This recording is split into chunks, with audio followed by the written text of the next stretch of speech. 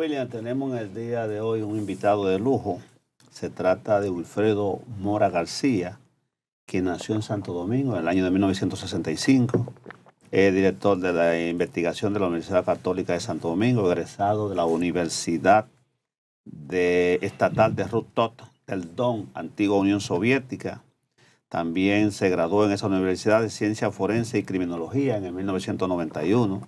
Es abogado, egresado de la Universidad Católica de Santo Domingo, antropólogo en la Universidad Autónoma de Santo Domingo, investigador de la Escuela Nacional de Formación Electoral y de Registro Civil de la EFEC.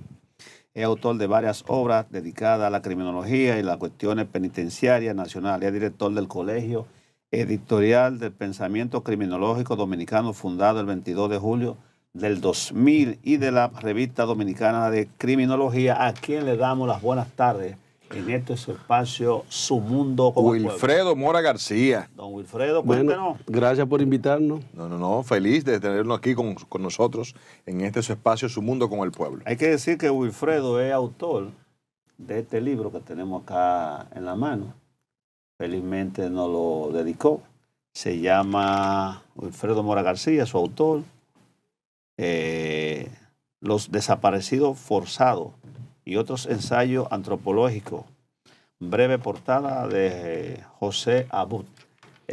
Precisamente, Wilfredo, este caso de los desaparecidos, hemos visto cómo en República Dominicana constantemente se da la infausta noticia de que una persona desaparece, hombre o mujer, niño, adolescente. Eso se cantaletea 2 o 3 días en la prensa y luego desaparece el tema. ¿Cómo debe el Estado dominicano, aplicando políticas públicas, enfrentar este tema de los desaparecidos? Bueno, es un problema tardío, es cierto. Desde mi experiencia, yo creo que la desaparición forzada, que es una desaparición involuntaria, porque nadie quiere desaparecerse, claro, si alguien lo desaparece. Yo creo que es un problema que se discute y cada vez se discute menos. Y es un problema que no se resuelve. ¿Por qué? Porque quizá nadie ha sido receptivo de que es un problema científico. Es un problema científico y no es para cualquier persona. Es decir, buscar desaparecidos no es una fórmula fácil, pero es una fórmula que entra en el reticulado de la metodología de la ciencia y por lo tanto se puede dar una explicación, digamos, estadística. También creo que los desaparecidos engloba una cifra negra de criminalidad. Es decir, de personas que no sabemos exactamente dónde, cómo, por qué, cuándo y cómo ocurre, pero ocurre. La cuestión es que, según los maestros que han estudiado estos tipos de fenómenos, la criminalidad oculta o la criminalidad, la cifra negra, es mucho más grande de lo que la gente cree. Entonces, en ese sentido, te doy una primera aproximación. Yo creo que es más lo que no sabemos nosotros como sociedad de nuestros desaparecidos que lo que más sabemos. También decir que los desaparecidos tienen lugar allí donde la sociedad es mucho más rica, donde la sociedad allí es mucho más desarrollada, ¿verdad? Más opulenta. Porque no es un fenómeno rural. La desaparición forzada es un fenómeno urbano. Y te agrego un dato. Nosotros estamos pendientes de ratificar la Convención de la desaparición de personas de manera forzada. El Senado la introdujo en el año 2012, en el 18 ratificó la Convención de personas desaparecidas de manera forzada, pero no la ha firmado todavía. Es decir, la República Dominicana no es signataria de la Convención que lucha contra la búsqueda de personas desaparecidas. Hablando de desaparecidos, disculpa, William. Sí, no te preocupes, hermano. Hablando de desaparecidos, yo soy de la tesis de que en República Dominicana deben haber 2 o 3 asesinos seriales, de estos psicópatas. Todos los países los producen. Que van matando personas de cuando en cuando, desaparecen a veces en su práctica y vuelven por alguna razón y resurgen. Por cuestiones de tipo de formación, se convierten en asesinos patológicos. Entonces tienen un modo operandi, pero que aquí no tenemos una Policía Nacional, científicamente hablando, con los instrumentos necesarios para iniciar la investigación y dar con estos desaparecidos, pero también con el móvil que provoca su desaparición, incluyendo si existiesen esos asesinos seriales. Está la Policía Nacional en capacidad de investigar y dirigir y llegar a feliz término y encontrar a las personas que se desaparecen. Bueno, no podía responder esa pregunta porque es una pregunta que sería desde dentro hacia afuera. Pero tengo malas noticias. Desde afuera hacia adentro, las personas que se dedican a investigar el fenómeno no tienen nada que encontrar, digamos, en la policía. Es decir, la policía no le ofrece nada. Pero desde dentro hacia afuera no me toca responder esa pregunta. No me toca responder esa pregunta porque no conozco, digamos, servicios gubernamentales que servirían para este tipo de propósito. Recientemente vi un diputado hablar sobre la alerta Amber, que es una alerta que se pone en los productos comerciales cuando una persona está desaparecida. Es decir, tú llegas a tu casa, ves que tu hija no aparece, tú das la alarma y esa persona pues automáticamente la pueden poner unos días en los supermercados, en los comerciales. En los camiones de leche. Exacto. Aparecían en productos básicos. Pero solo hablaron, no implementaron la alerta Amber. Lo que pasa es que la alerta Amber no es un tema integral. Las instituciones que buscan a las personas desaparecidas tienen que probar de manera resolutiva y de manera normativa cómo y cómo lo van a hacer. Porque no es fácil. Usted mencionó ahorita el problema de los criminales en serie. Es un concepto clásico de la criminología. ¿Qué es un criminal en serie? O sencillamente una persona que comete el mismo crimen por lo menos 3 veces. Porque usted puede cometer un crimen y un segundo crimen y puede ser fortuito, pero ya después de 3 veces es un patrón. Pues resulta que es interesante que sí, que muchas sociedades tienen criminales en serie, nadie le ha prestado atención, ellos mismos no han salido al espectro, pero ellos generan desapariciones forzadas. La desaparición forzada es involuntaria, lo dije ahorita. Vimos ahí... ¿Tenemos uno reciente? Sí. Un individuo que mató 6. Sí, yo estoy dándole seguimiento. Me interesan esos temas. Sí, William. Muy bien. Cuando hablamos del libro Desaparecidos Forzados, allí en esta obra usted abarca el tema en sentido general o hay algunos casos específicos que sería relevante comentar sobre el público de esos casos de desaparecidos forzados. No. Yo escribí, sin darme cuenta, este libro en una colección, en una línea de pensamiento que le llamé Urbi et Orbi, es decir, el mundo desde Roma, desde el mundo. Desde el mundo. Entonces yo, para llegar al tema del desaparecido, primero construí lo que podría ser una historia de la psicología del pueblo dominicano para saber cómo somos nosotros y por qué razones pudiéramos desaparecer. Bueno, porque hay personas que desaparecen inclusive de manera voluntaria, es decir, autoimpuesta, es decir, personas que... Ellos deciden. ¿Verdad? Ellos deciden, Sí. Pero mira, también hay que ver que el concepto de desaparecido es un concepto complejo, porque por ejemplo la cuestión jurídica, un desaparecido es una persona que puede tener más de un mes, porque si no sería un extraviado. Y si pasa de 10 años, pues entonces ya es un ausente. Aquí tenemos muy pocas sentencias de ausencia. Muy pocas sentencias de ausencia. Y también tenemos mala experiencia con los registros vitales. Pero hay un elemento interesante. Registros vitales, sí, las personas muertas. ¿Dónde están? Desde el punto de vista legal y procesal, en función de las herencias. Cuando una persona desaparece que tienes bienes, entonces es a los 10 años que se determina que... 30 años. 30 años. ¿Y entonces cómo se reparten esos bienes? Ya. El derecho es una ficción, en el sentido de que si una persona fue declarado muerto por un juez, aunque aparezca el otro día, ya todo está establecido según lo que el juez ha pactado. Con la sentencia del juez. Claro, y esa persona, aunque regrese a la vida, civilmente se reincorpora a través del proceso civil. Pero ya el juez dijo que está muerto, por lo tanto, hay mecanismos para que el derecho continúe. ¿Sí? Muy bien. Entonces, si una persona desaparece, por ejemplo, tenemos muchos casos de dominicanos que se fueron en Yola. Sí. Y por una razón u otra perdieron el vínculo con su familia o no tenían interés en vincularse con su familia. Y no es involuntario eso. Exacto.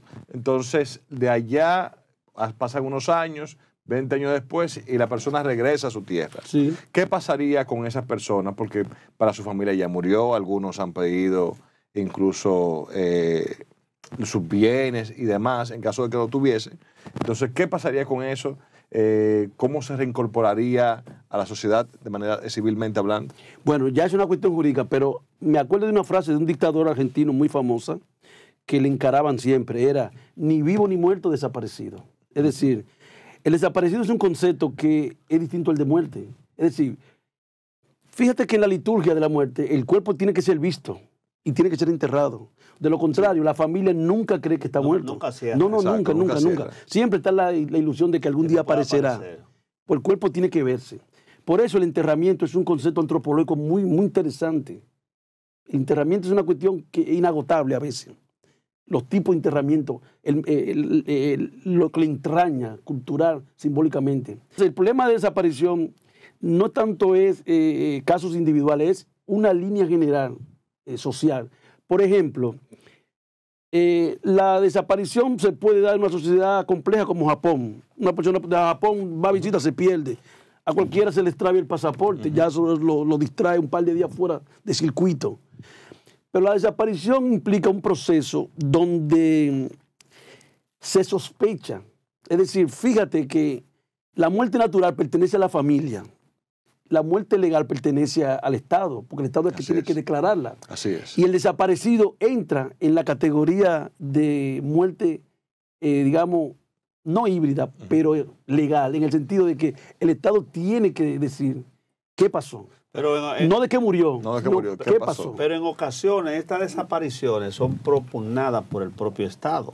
El Y Estado, lo cual el Estado genera más lo desapariciones. cual se hace más difícil el poder dar con esas personas. Y nosotros recordamos en Chile, Centroamérica, a la caída de Allende, Pinochet. y posteriormente en la Argentina, cuando se da el golpe de Estado, Sí. que el propio Estado, la Junta Militar y la dictadura de Pinochet propiciaron una cantidad inmensa de desaparecidos. 30.000. Y luego, Según el informe, se nunca más. instituyó en un caso y en otro la Comisión de la Verdad, que investigó entrada y salida de esos desaparecidos, y hoy en la actualidad hay muchas personas avanzadas de edad que están purgando prisión precisamente por su participación en la desaparición política de esos adversarios, ¿no? 30.000.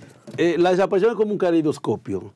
Por ejemplo, en nuestra experiencia del encierro penitenciario, hay personas que pueden llamarse Juan, están como Pedro, lo busca el Estado por homicidio, pero están sencillamente presos por robo.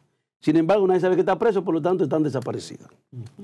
En la experiencia que usted contó de Centroamérica, el Estado fue el responsable de esa expulsión masiva de seres humanos que lo desapareció por razones políticas. Es decir, lo necesitaba desaparecido por razones políticas. Pero, por ejemplo, una sociedad tranquila como esta, que ya superó los oprobiosos años del balaguerato, que terminó la guerra, que nunca terminó, porque la guerra de abril no fue una revolución. La guerra de abril fue un estampido. Y aquí todo el mundo lo ha contado mal. El problema es que ¿dónde están los desaparecidos de la guerra de abril? Mira, ¿dónde están los desaparecidos de la guerra de abril? Nadie ha querido investigar correctamente este asunto. Hay una tumba en el cementerio municipal de la Avenida Independencia, Sí. que en vida puso los recursos, siendo presidente del Senado, Reinaldo Pared, que se llama tumba de los desaparecidos, de la guerra de abril. Ese cementerio fue clausurado.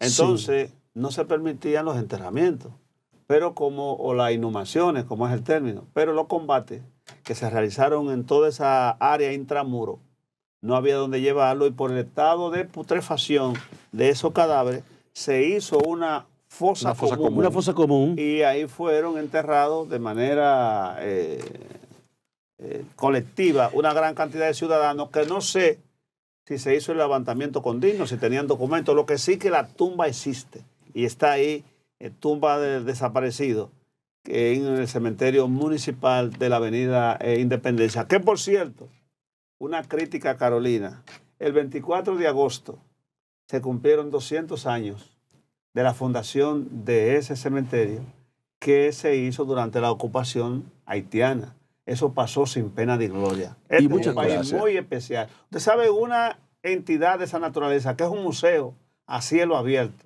que debe ser parte del patrimonio cultural de la República Dominicana, cumplirse 200 años y pasar sin pena ni gloria, porque la alcaldesa de eso sabe lo que yo sé de astronauta. Pero Absolutamente nada. mira, usted que ha mencionado el cementerio de la Independencia, por ley, los cementerios está prohibido volver a enterrar 5 años después de que han sido clausurados.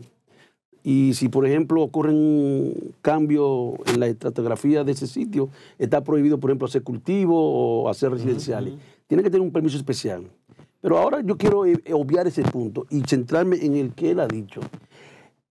¿Qué es lo que está pasando con los gobiernos locales que no entienden que los cementerios son necrópolis, son museos funerarios y por lo tanto Aquí son, no veo un liderazgo? Aquí, los museos son, perdóname, repítame otra vez, los cementerios son... Museos funerarios. Bueno, aquí son tremendo grupo de basureros, son por ley casas deben de ser limpios. de hierba, Por ley deben ser limpios. son Siempre. El sábado, casa de delincuencia, el sábado no. de delincuentes. Ayer domingo estuve en el cementerio Cristo Salvador. Yo soy un visitador asiduo. Lo hemos visitado de los juntos, ¿eh? cementerios, lo hemos visitado juntos. Lo hemos Hicimos un visitado levantamiento, juntos. ¿te acuerdas? Sí, lo hemos visitado juntos tú y yo, es verdad. Señores, y el que está dirigiendo el ayuntamiento, el cementerio de mi amigo, Yanauri. Pero no puede haber más abandono del cementerio Cristo Salvador. ¿Cuánta basura, cuánta maleza, de por Dios? Es que debe haber un conjunto de brigadas que se ocupen, ese es el de Villamella. Un conjunto de brigadas que se ocupen no de deshiervar, sino de quemar la maleza. Y a su vez, sacar toda la chatarra y todos los objetos innecesarios para que el cementerio esté limpio. También no enterrar o inhumar personas en los pasillos para evitar que la gente se suba encima de las lápidas y las rompa, como es el caso, y dejan a campo abierto los féretros y usamentas que hay ahí. Hablando de pero esa imagen que acabo de ver, sí, eso debe de cambiarse ya. Imagínate. ¿Quién dijo que los cementerios tienen que ser lugares lúgubres? Y feo. Feo, sin belleza, sin estética. ¿Quién dijo que deben de ser desorganizados, asimétricos? Que no debe de concentrar todo lo que es nuestras tradiciones, nuestras creencias, nuestros símbolos, nuestros modelos. Yo no puedo entender nada de esto. Mira. Pero eso solamente pasa en los cementerios de los pobres. No.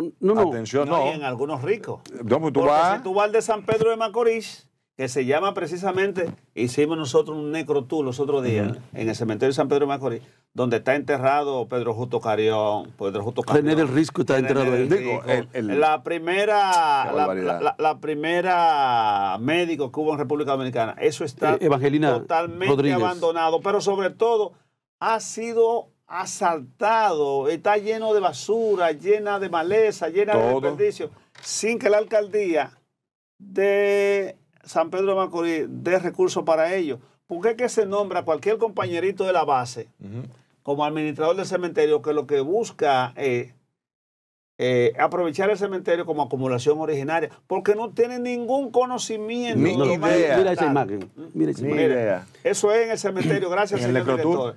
Ahí es el cementerio de que hablábamos. San Pedro de Macorís. Gracias a Ramón Díaz, profesor de la UCE, que se ocupó de hacer ese recorrido.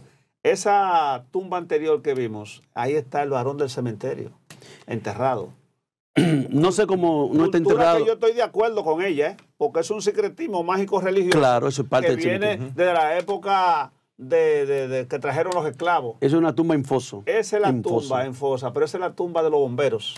Yo tuve la oportunidad ese día de bajar, pero igual está totalmente desguarnecido, abandonado. Mira, desde el punto de vista, digamos, de lo que es la arquitectura funeraria, que es una ciencia bastante proteica, rica, porque, por ejemplo, se auxilia mucho de la arqueología, se auxilia de la antropología y del estudio de las civilizaciones, porque acuérdate que las civilizaciones se caracterizan sobre todo por haber tenido grandes necrópolis, por ejemplo, Roma, la catacumba de Roma, Egipto, Grecia.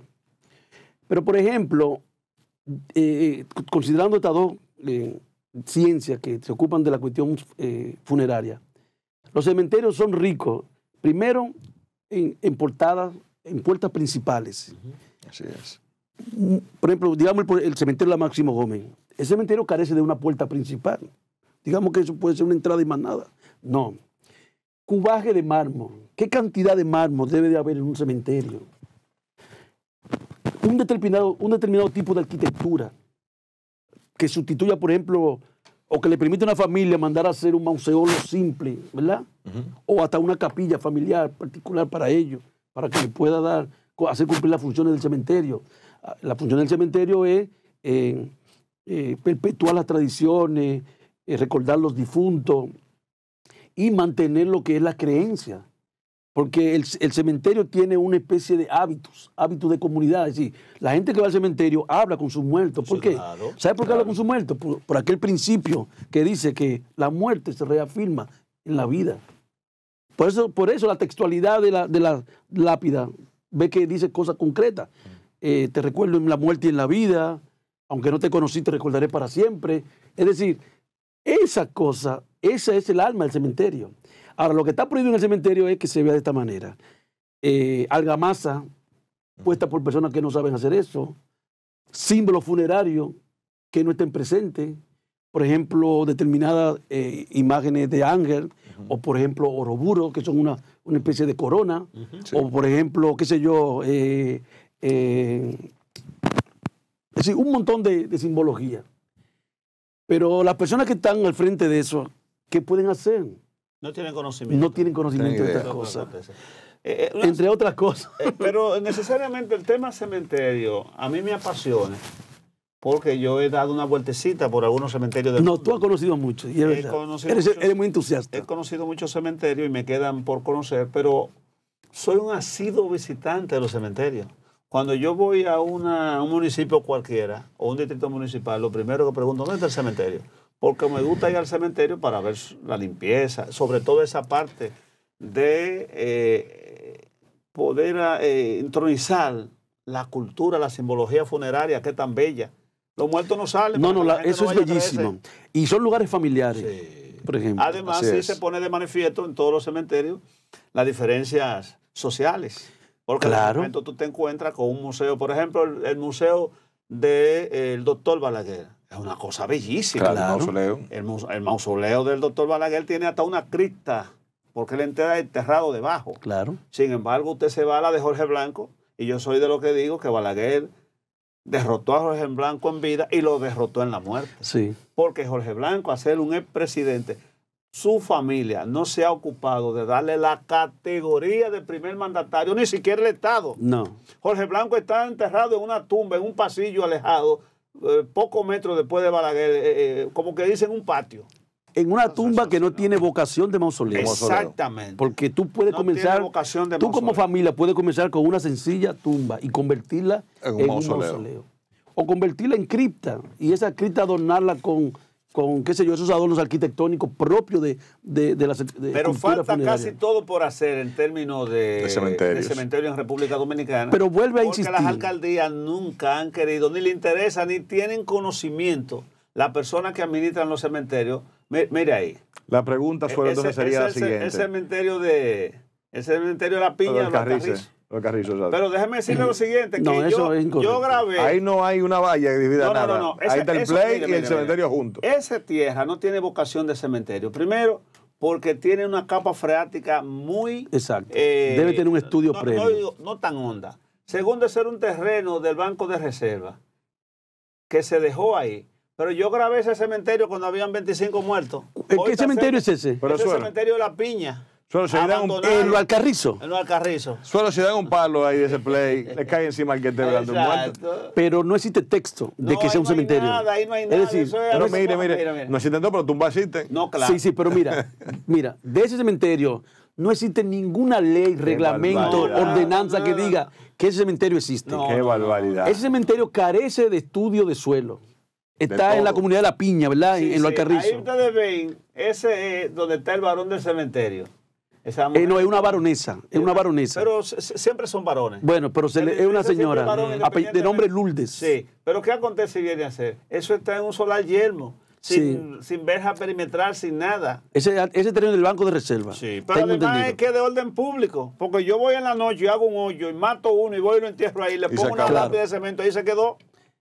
Sobre todo, hablando de lápida de cemento y brincando otro tema, porque ya se nos está agotando, Wilfredo, y tú vas a tener que volver. Así es. Medicina forense. Nosotros vemos cómo aquí no se cuida la dignidad de una persona que muere en un hecho violento, dígase accidente, electrocutado, lo que fuese, y su cuerpo permanece un tiempo considerable en el pavimento.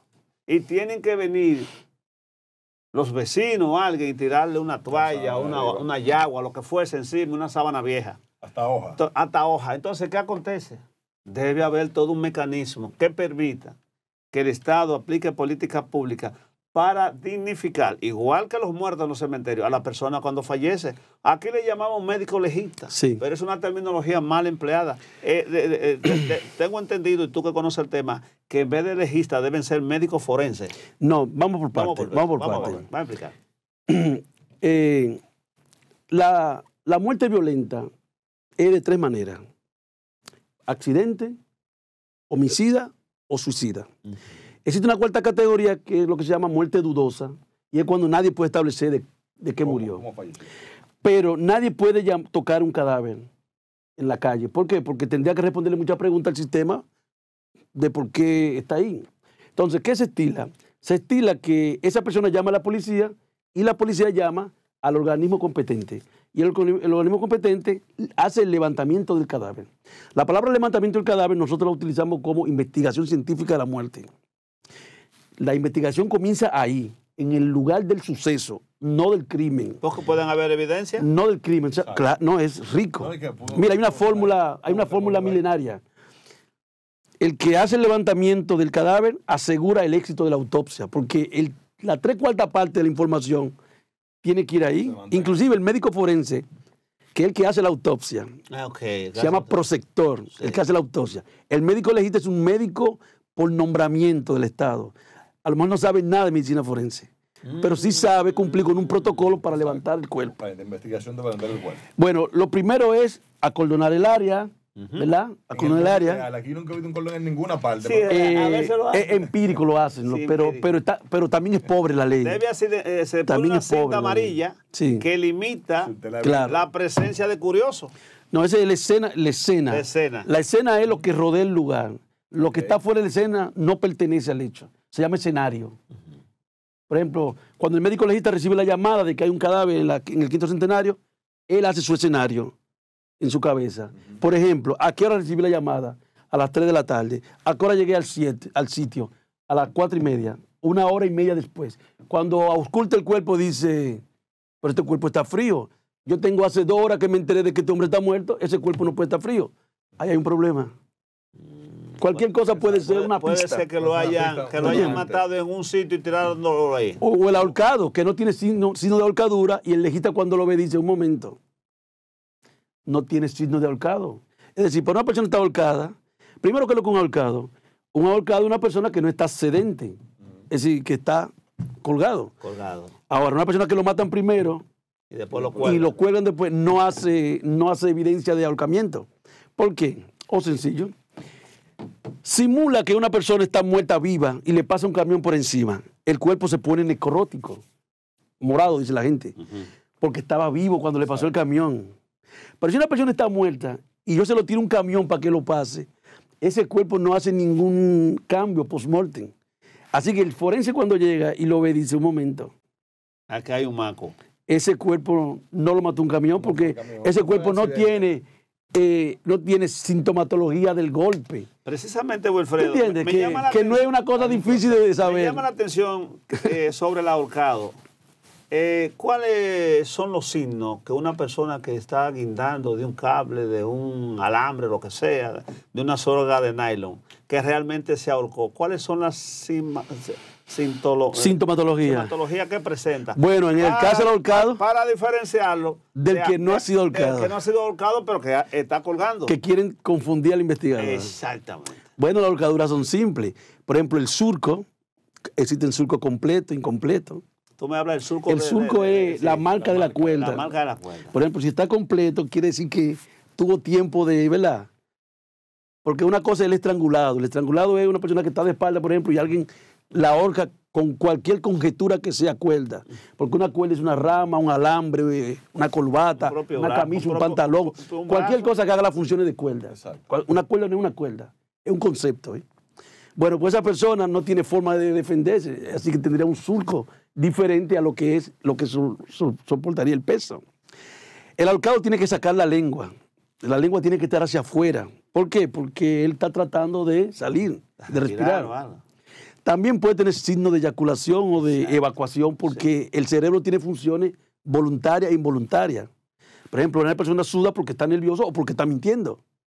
O la piel se le pone de gallina porque está enamorado. Y de que pasa al lado de la enamorada, pues es otra cosa. Pero fuera de eso, no. Ahora, cuando tú le dices a tu cerebro, a tu cuerpo, vámonos de aquí, los pies funcionan y se van.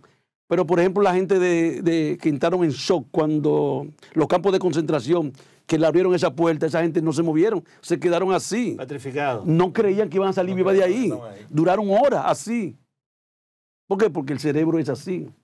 Es decir, el crimen evidencia solo el tipo de muerte que ha ocurrido. No hay errores en eso. Es una metodología simple. Pero te lo está diciendo una persona que inclusive lo tienen fuera del sistema. Desde el punto de vista no lo quieren en el sistema. Desde el punto de vista de la medicina forense, ¿hemos avanzado mucho en la investigación? No. Y te voy a dar un dato. ¿Dónde no hemos quedado cortos? En el modelo de Ministerio Público. El Ministerio Público tiene que tener un compromiso de cientificidad para la investigación del crimen. El crimen se investiga científicamente. Y eso que se llama carrera del Ministerio Público, eso fue una estafa en este país. Aquí hay muchos fiscales que nunca fueron fiscales, tuvieron años sentados en un escritorio, pero eran fiscales, con esa bendita carrera del Ministerio Público. Aquí hay muchos fiscales que lo que son es políticos y jamás se van a interesar por investigar esta cuestión. Y mira que ahora están reclamando. No, yo no me quiero meter en eso. Mira, yo del gobierno no quiero discutir nada porque la discusión no es pareja. Porque, por ejemplo, uno no tiene los datos, ellos no lo dan. Es decir, que el fiscal, propiamente dicho, por la complejidad del puesto que ocupa, debe tener un conocedor más que elemental de medicina forense. Mira, fórmula general establecida por las Naciones Unidas. La primera persona a la que acude un ciudadano cuando le pasa una violencia es al abogado. El abogado no es el que resuelve el caso, pero el que sabe hablar con el fiscal de ese asunto. Porque el fiscal lo puede inclusive sacar de circuito y confundir. ¿Tú entiendes? Eso es muy importante. Cuando tú investigas la violencia política, el abogado es la persona que se enfrenta a ellos y es porque él tiene que estar a la altura de ellos. Pero esos ministerios públicos no tan bien, yo no sé qué decir. Pero tú has sido un gran formador. Pero déjame explicarte algo, que es lo que quería llegar, y es la parte más dura. Yo he perdido un concurso en la Procuraduría el año pasado para ser director del INASIF. Y quien me ha ganado a mí el concurso no es ni antropólogo, ni forense, ni nada. Cuando el concurso terminó, me tomé la molestia de ir al MESIT a averiguar las credenciales de esta persona. ¿Y en función de qué? ¿Sabe qué es el único título que esa persona tiene? La directora del INASIF. ¿Qué tiene? Imágenes médicas. Que imágenes médicas es un curso que se hace como para ser ayudante, como para ser técnico. Y ella se hace pasar por antropólogo. ¿Pero es la que está en la actualidad? En la actualidad. Y yo estoy totalmente molesto con esta situación. Oye, Miriam. Eso fue el año pasado. Y no será... Y quiere que diga algo. Las personas que compitieron en ese concurso, muchos de ellos podían ganarme a mí. Porque realmente son gente que sabe mucho más que yo. Wilfredo. Y perdieron el concurso también de ellos. Ella fue un padrinazgo político. No, pero Wilfredo, una pregunta, pero espérese, una preguntita. Estoy muy molesto con esa situación. Pero yo no quiero nada. Porque ella no tenía... No era antropóloga. No era es forense. Nada. Vayan al no tenía ningún título de eso. Pero a lo mejor tenía en su cartera un carnet con un puñito así. No, yo no sé nada de esto. Yo lo que sé es que así, entonces eso responde a tu pregunta. ¿Por qué no tiene futuro la ciencia forense en este país? Señores, porque el órgano no sirve. Señores, hemos conversado con Wilfredo Mora García. Ya ustedes vieron lo interesante de esta conversación sobre diferentes temas. Pero necesariamente no será la última vez, Wilfredo. Un gran docente. Tú nos vas a acompañar aquí en Su Mundo con el Pueblo. ¿Un mensaje final a la población? Oh, sí, claro. Con este asunto de la desaparición forzada, el país no aguanta más. Es verdad que hemos abandonado el tema, pero yo sí le quiero decir lo siguiente. Muchos países en América Latina ya tienen modelos organizados de buscarlo científicamente. Si eso le parece interesante, creen un nicho, un foro donde podamos debatir estas cosas, pero para favorecer a los que son víctimas de eso, que cualquiera puede serlo, no solamente una población o la Mira otra. la cantidad de jóvenes que se han desaparecido ahí, que está, gracias al señor director. Ese jovencito, recuerdo yo, el más joven que... Sí, el abogado, el joven abogado. Ese jovencito que está a la izquierda de su televisor, en la parte inferior, vivía detrás de una planta potabilizadora de agua ahí en la Italia, en Honduras. El jovencito se desapareció y más nunca jamás. Y la señora que estaba en la lámina anterior, ella, Mora, apellido Mora como yo, ellos me contactaron y su esposo terminó suicidándose. ¡Qué barbaridad! Precisamente porque no pudo soportar la ausencia de una persona con la que convivió 50 años de casado. Bueno, Wilfredo, muchas gracias. Señores, fue la conversación con el amigo Wilfredo Mora García. Él es presidente del Centro de Investigación de Antropología Física Forense 21. Continúen con nosotros en Su Mundo con el Pueblo porque aún queda mucho más. Vamos a la pausa, ya volvemos. Hermano mío, lo que pasa es que para el concurso a usted le faltó el otro carné, el que tenía el puñito para arriba. Su Mundo con el Pueblo, donde el pueblo tiene voz y participación.